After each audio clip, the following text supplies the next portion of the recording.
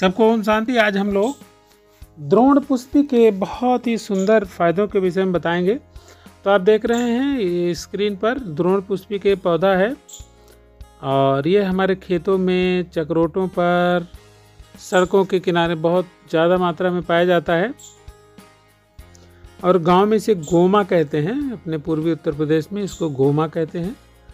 तो पूर्वी और पश्चिमी दोनों उत्तर प्रदेशों में इसे गोमा के नाम से जाना जाता है और अलग अलग भारत के अलग अलग प्रांतों में इसे अलग अलग नामों से जानते हैं।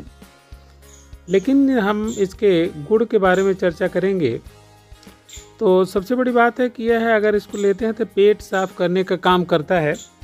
जो भी पेट की गंदगी है उसे बाहर निकाल देता है और कहीं भी शरीर में दर्द है तो दर्द को दूर करने का भी इसका काम है।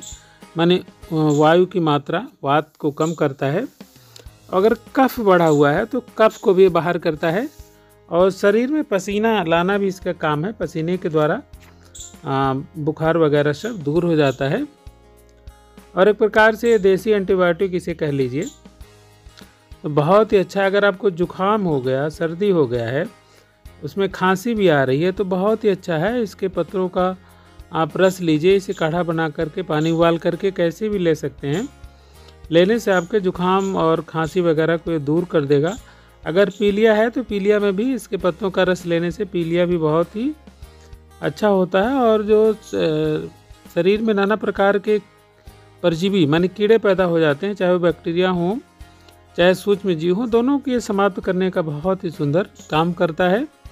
और इसके अलावा अगर आपको सिर दर्द होता है तो उसमें भी इसको लेने से अच्छा होता है। और कुछ लोग यहाँ तक बताते हैं कि इसके रस को लेने से सांप का जहर भी कम हो जाता है, उतर जाता है, ऐसा भी लोग दावा करते हैं। लेकिन इसकी अभी तक पुष्टि नहीं हो पाई है।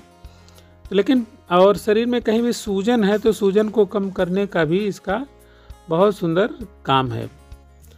और अगर इसके फूलों का शरबत बनाया जाए तो जुखाम में इसका बहुत ही सुंदर लाभ होता है। और अगर खांसी के साथ बुखार है तो भी इसमें बहुत ही मधु मिलाकर इसका सेवन करें। अगर बार बार आता बुखार है टाइफाइड की तरह से तो काली मिर्च के चूर्ण के साथ मधु और काली मिर्च का चूर्ण मिला करके इसका सेवन करें तो बहुत ही अच्छा लाभ होता है। कुछ लोग कहते हैं कि अगर पीलिया आपको है तो इसके रस का अंजन आँखों में लगाएं तो इससे क्या होगा, पीलिया में बहुत ही सुंदर लाभ होता है। और पंचांग कहते हैं पत्ते, फूल, जड़, तना, टहनी और सब मिलाकर इसको पंचांग कहा जाता है, वृक्ष के सारे अंग मिला करके। तो पंचांग का सेवन किया जाए तो अगर आपको पक्षाघात हो गया है तो उसमें भी बहुत ही सुंदर इसका लाभ है। और अगर आपको सिर दर्द हो रहा है तो इसके अपने माथे पर इसका लेप करें, सिर दर्द गायब हो जाएगा। और अगर आपको बुखार हो जाए और शरीर में सूजन आ जाए तब भी इसके भाप लें तो भाप के द्वारा शरीर की सूजन को ये गायब कर देगा। तो बहुत ही सुंदर